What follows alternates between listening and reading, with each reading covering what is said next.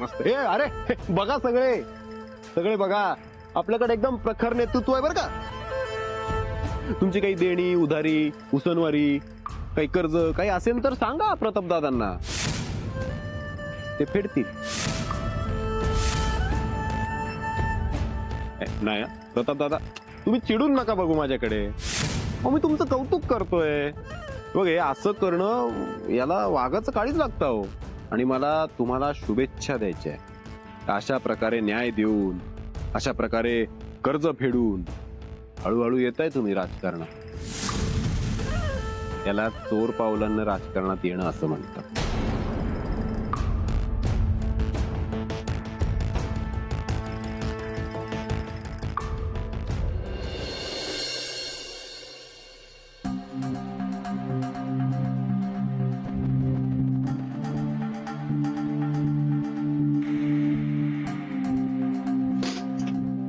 आला का पेंट्या?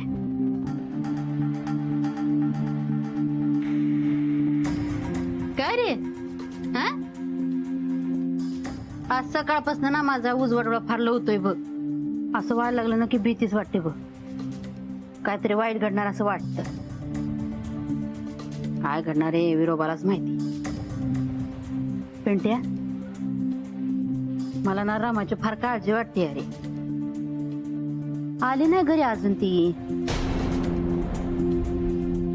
बारक्यानं तर मला एकदम दणक्यात सांगितलं होतं काळे गेला म्हणून. जर तो गावातून गेला मग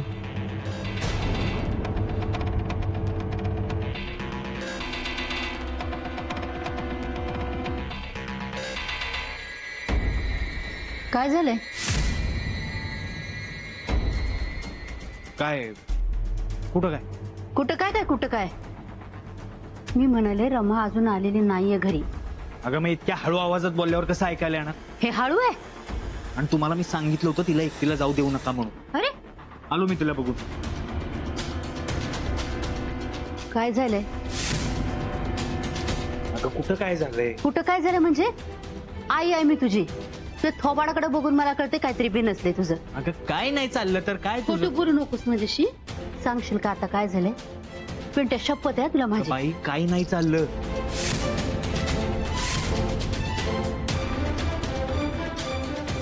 मला राजकारणात यायचं झालं ना तर मी चोर पावलांना येणार. मी वाजत गाजत नगारे बडवत येईन. आणि मी राजकारणात आलो ना तर तुला कळणार सुद्धा नाही तुझं डिपॉझिट कधी जप्त झालं. कळलं?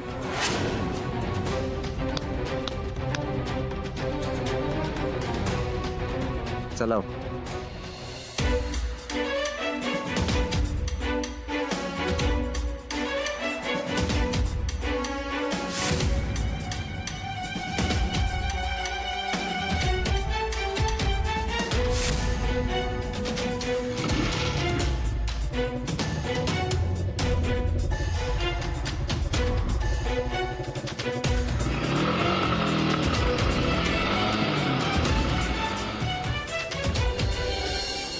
अरे काय सांगतोयस हरी?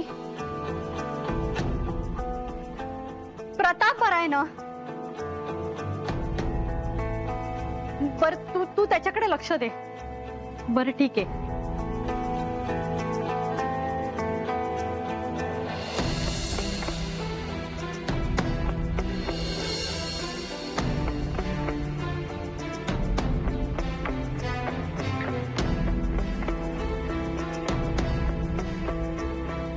आई मी जरा बाहेर जाऊन येते. आता एवढ्या रात्री कुठे चाललीस? मी संपदाकडे चालली. आत्ता? का? काय काम आहे? अगं असं काय करतेस? तिचा बर्थडे आहे ना आज. आणि मी तिला प्रॉमिस केलंय की काहीही झालं तरी मी नक्की येईल. चल निघते, मला उशीर होतोय. ती वाट बघत असेल माझी.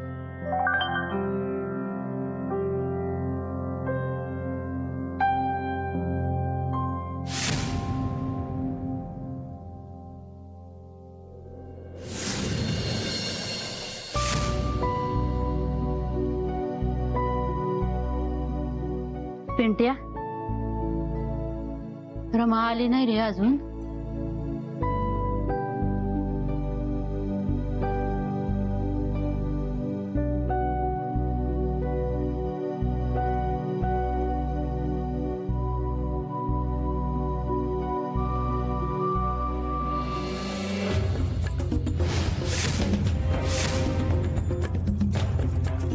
रमा,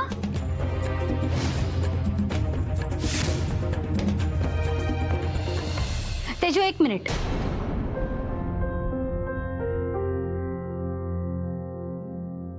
आजकाल मी बघतीये तू माझ्याशी काही शेअर करत नाहीस. तूच काय, प्रतापही हळूहळू बदलायला लागलाय. आई अगं असं काही नाहीये, मी काहीही लपवत नाहीये. आणि तू उगाच नको तो विचार करतेस ग. एक मिनिट, दादाचं काय? त्याने काय केलं? हरीचा फोन आला होता.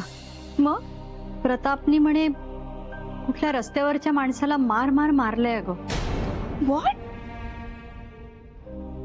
आय कांट बिलीव्ह दिस. अगं बस, काय झालं? रमा काय झालंय? तुला कोणी छेडलं का? हा, तू नाव सांग फक्त. पिंट जरा गप्प बसशील का? हा रमा, अगं काय झालंय तुला? तुझ्या रडायला लागलं ना, माझ्या पायाकडची जमीन सरकते बघ. बोल की अगं, गप का बसले? रडते किती? मालक, तुम्हाला माहितीये का काय झालंय? पोरगी रडायचे थांबे ना हो. मी सांगतो काय झालं ते. मला अचानक फोन आला होता की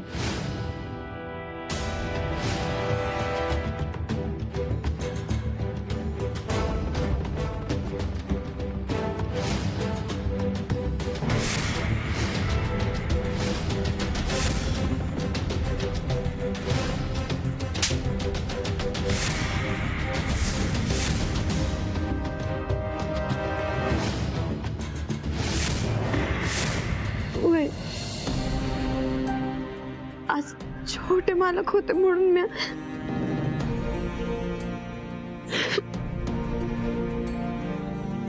छोटे मालक तुमचा उपकार आयुष्यात विसरणार नाही बघा. विरोबाने पाठवल्यासारखं धावून आलात बघा. तुमचा उपकार दहा जन्मात सुद्धा नाही फेडता येणार आम्हाला. सरला मावशी, तुम्ही असं बोलून लाजवताय मला. तुम्ही आता कुठल्याच गोष्टीचा विचार करू नका. आणि इथून पुढे त्याचा यांना कुठलाच त्रास होणार नाही. मी त्याचं तोंड बंद केलं. त्याने काय होणार आहे? त्या काळ्याला आता मीच बघतो. नाही त्याच पाराला उलटा लटकवलं तर नाव बदली. काय कुठे चाललंयस? त्यांनी बहिणीला हात लावलाय माझ्या. राजकुमार शांत हो. मी तुझा राग समजू शकतो. तुझ्या ठिकाणी मी असतो तर मी सुद्धा असाच वागलो असतो. पण आता त्याची काहीच गरज नाही. कारण त्या काळीची ह्या गावात पाय ठेवायची हिंमत सुद्धा होणार नाही. त्यामुळे तू उगाच डोक्यात राग घालून घेऊ नकोस. शांत. मी काय पिंट्या, गप गुमान घरात बस. एकदा सांगितलं कळतंय ना. एक संकट आता टळलंय, दुसरं विकत घ्यायला जाऊ नको. बस इथं. चला येतो. डोकं जरा शांत ठेव.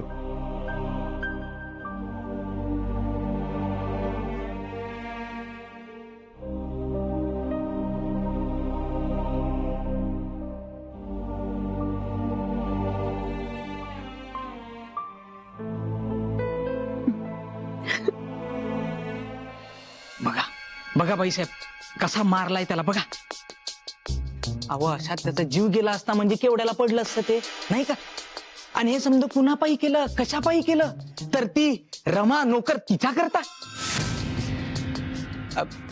नाही म्हणजे गावातलं कोण बोलू नये म्हणून म्हणलं म्या. पर बाईसाहेब रावसाहेबांना नाही कळलं म्हणजे बरं आहे नाही का. घरातल्या छोट्या छोट्या गोष्टी त्यांना कळतात. मग गावामध्ये भर चौकात एवढी मोठी गोष्ट झालेली त्यांच्यापासून लपून राहील. बरोबर आहे.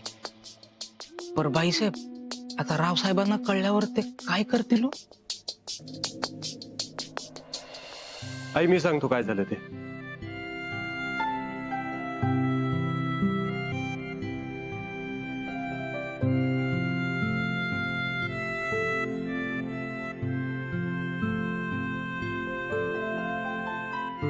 आई अगं मला कुठलंही एक्सप्लेनेशन नकोय. जे काही झालं ना ते चांगलंच झालं. मला आणि रावसाहेबांना तुझा खूप अभिमान आहे प्रताप. आता यापुढे या गावामध्ये महिलांबरोबर असं कोणीही करण्याची हिंमत करणार नाही. खूप चांगला धडा शिकवलायस तू त्यांना. म्हणजे तुझ्या राजकीय प्रवेशाला सुरुवात झाली आहे हे बघून खूप बरं वाटतंय. आई तू काय बोलतेस? मला कळत नाही तुम्ही ह्या गोष्टीला राजकीय रंग का देताय. आणि सगळ्यात महत्वाचं म्हणजे मला राजकारणात इंटरेस्ट नव्हता, नाही आणि नसेल. मी जे काय केले ते फक्त रमासाठी.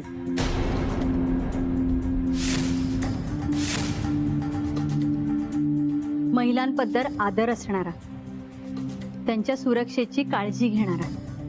अगाई पण त्यासाठी नेता असणंच गरजेचं आहे असं काही आहे का? हमारा नेता कैसा हो, प्रताप दादा जैसा हो, हमारा नेता कैसा हो, प्रताप दादा जैसा हो, हमारा नेता कैसा हो. प्रताप दादा जैसा हो. अरे आले 100 गेले 100, दादा आमचा एकच नंबर, अरे आले 100 गेले 100. दादा आमचा एकच नंबर. अरे एक मिनिट, तुमचं काय चाललंय मला काहीच कळत नाही. दादा आम्हाला रावसाहेबांचा फोन आला होता. त्यांनी सांगितलं की तुमचं पक्षाकडून अभिनंदन करून या, म्हणून आलो होतो. आई रावसाहेब हो, त्यांना सगळं समजलं. माझं बोलणं झालं. खूप खुश होते. चला येतो आम्ही. येतो दादा. या. प्रताप दादा की जय. प्रताप दादा की जय. प्रताप दादा की. प्रताप,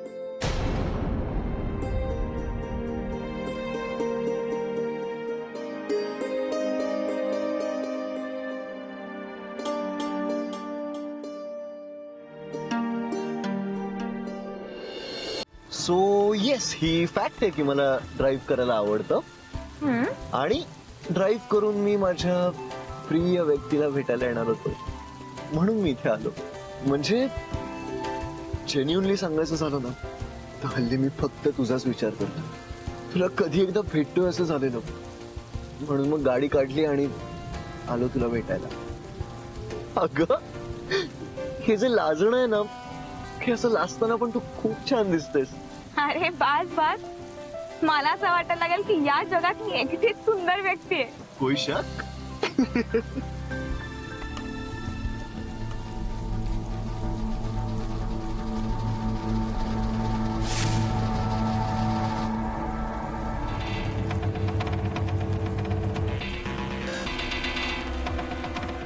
कोण आहे?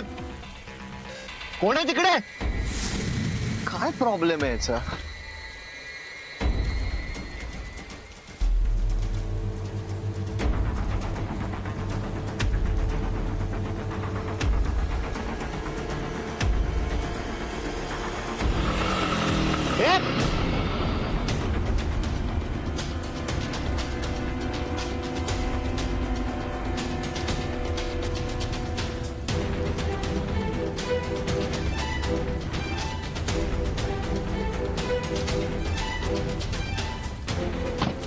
समोर कोण होता तो?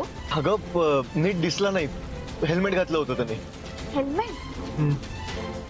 काय ग, तुला काय झालं? तू कसला विचार करते? नाही, मी तोच विचार करते की कोण असेल नक्की. तेजू, तू एवढं टेन्शन नको घेऊ, मी आहे. डोंट वरी. अगं तू नको एवढं टेन्शन घेऊ, रिलॅक्स.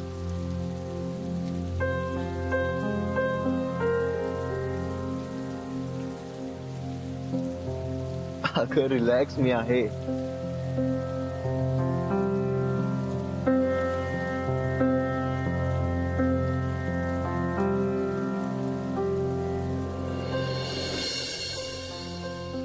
चला जेवून घेऊया.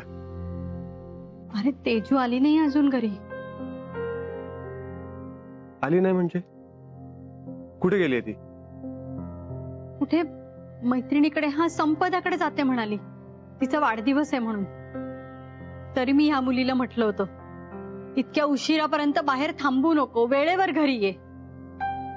पण ऐकेल तर ना. मी संपदाला फोन करतो.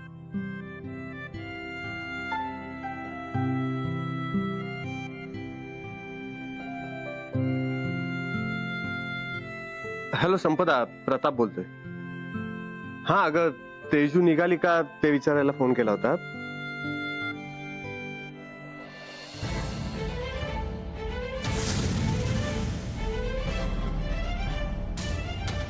अच्छा, बर बर बर, बघतो मी. हा बोलतो नंतर. संपदा पुण्यामध्ये आहे. ती म्हणते बरेच दिवस झाले तेजू भेटली सुद्धा नाहीये ती. काय? हो. अरे पण मग गेली कुठे ही मुलगी? आणि खोटं का बोलली अरे माझ्याशी?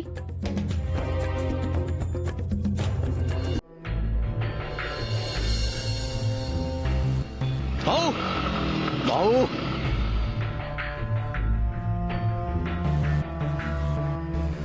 भाऊ तुम्हाला सांगतो, एक नंबर बातमी बघून आलोय बघा. काय भाऊ एकदम काटा बातमी आहे. म्हणजे अंधारातून काढलं आणि उजेडात आणलं असं झालंय. झाली? हे बातमीची मजा घेऊन झाली असेल तर काय मुद्दा काय ते सांग. भाऊ तो प्रताप आहे ना, त्याच्या बहिणीला मी एका पोऱ्याबरोबर पाहिलं. हा आपल्या पायथ्याच्या टेकडी आहे ना, तिकडे रोडवर दोघंही सूम मध्ये डूम होते बघा. काहीतरी गॉट मॅड आहे भाऊ. गुड, निघतो आता. हा हा समर शिर्के असणार. अरे रे रे प्रतापराव, माझा एक डाव उधळला, पण तुमचं नशीबच वाईट आहे हो. आता तो ओढून सगळं उसवतो की नाही बघाच. असा डाव टाकतो की तुमच्या पक्षाची पिसं कधी निघाली ते तुम्हाला सुद्धा कळणार नाही.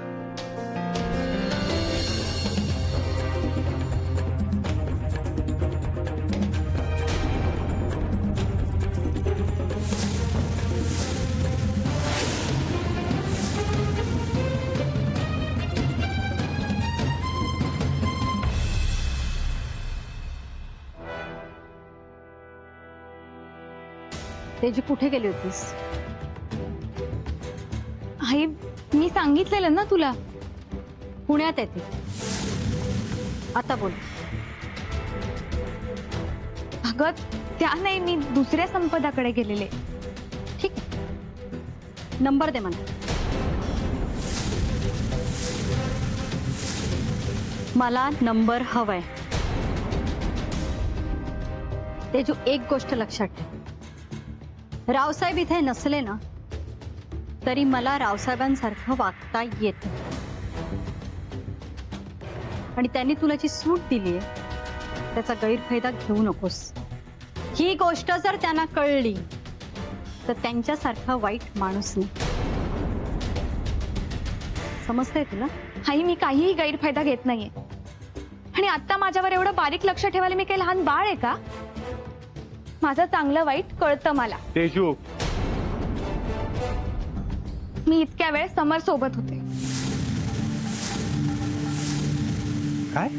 आणि तुम्हाला विश्वास बसत नसेल तर हे घे, तू फोन करून विचारू शकतोस त्याला. जायचं होतं तर मला सांगून जायचं होतं तेजू. लपून छपून जायची काय गरज होती? सरळ सांगून जायचं होतंस. आई प्लीज, माझं आयुष्य मला माझ्या पद्धतीने जगू द्या. आणि काही गोष्टी होत्या माझ्या डोक्यात म्हणून मी तसं केलं. आणि प्लीज, तुमचे रूल्स, तुमचा निर्णय माझ्यावरती लादू नका. तेजू, आणि असंच चालणार असेल ना तर मी सरळ रावसाहेबांची बोली. तेजू, तेजू, तेजू.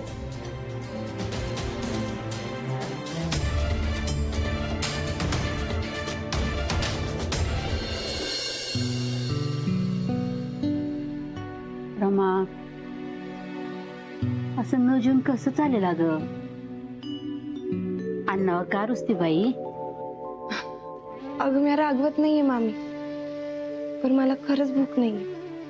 अगं रमा, असं उपाशी राहून अजून अशक्तपणा येईल. निदान एक तरी चपाती संपव. लोकांनी असा नालायकपणा करायचा आणि आपण उपाशी राहायचं, हे बरोबर आहे का?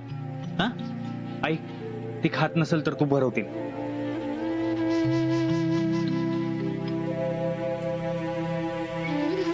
अगं नको मामी, आणि मला जाणार बी नाही बघते. रमा, जे काय झालंय त्यामुळे तुला जेवण जात नाहीये, अगदी कळतंय मला. अगं पण आपल्या पाठीशी देव असतोय, आणि जरी देव नसला ना तरी देवासारखी माणसं तो धाडतो बघ. छोट्या मालकांचे केवढे उपकार आहेत ग आपल्यावर. नुसतं आठवलं ना तरी जीव दडपून जातोय बघ. आणि उपकाराचं ओझं वाढतच चाललंय. अगं ह्या जन्मी काय, पुढच्या 10 जन्मात सुद्धा त्यांचे उपकार नाही फिरू शकणार आपण. बरोबर आहे ग मामी तुझं.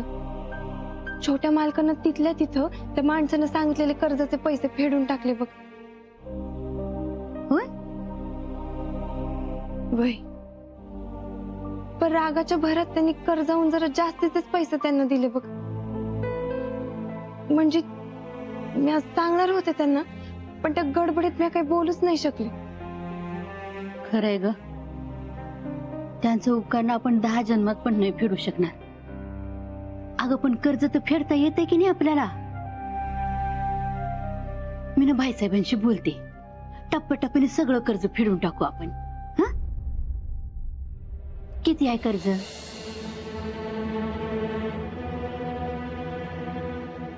7,000 रुपये.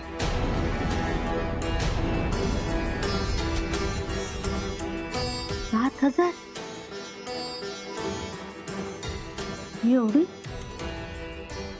एवढे कसे फेडणार?